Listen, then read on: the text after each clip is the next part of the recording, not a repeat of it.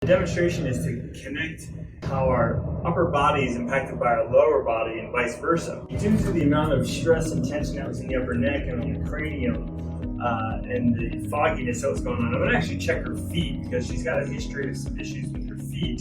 Because the demonstration is to connect how our upper body is impacted by our lower body and vice versa. And so a lot of times with low back problems, there's something called the righting reflex in the upper part of the neck. And if the head tilts, then the rest of the body has to change its compensation to correct the upper neck problem.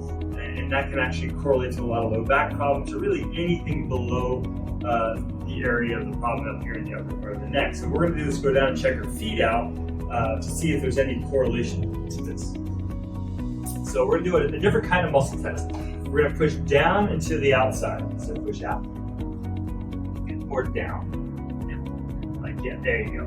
Good. And now the same thing to this side. Push down to the outside. Try that again. So when she does that to this side, it goes weak. And that's related to her butt muscle. So we're going to check a muscle in her side. Turn this in. Pinch it tight to your side like a penguin. Okay, so that doesn't work. Pinch this one in. Hold that. And that side does work. Turn your head to this side, hold your head up in the air. That muscle works, turn your head to that side, hold this up in the air, and hold, and that side doesn't. So what we found is there's a weakness here, there's a weakness here, and there's a weakness here. And so that actually correlates to a bone in her foot. It's a real small bone located down here on the outside of the foot. And when that doesn't move very properly, that shuts down this whole lateral line. And that affects the head and the neck, and it can also affect that righting reflex.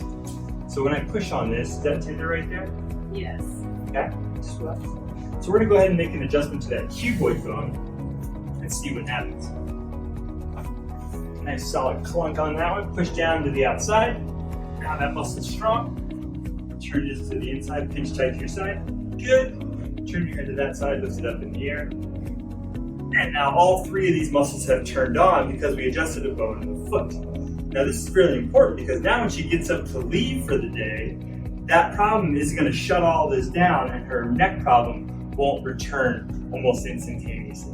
So we're going to be able to give her a longer lasting adjustment by correcting the entire problem as opposed to just where she felt the problem was.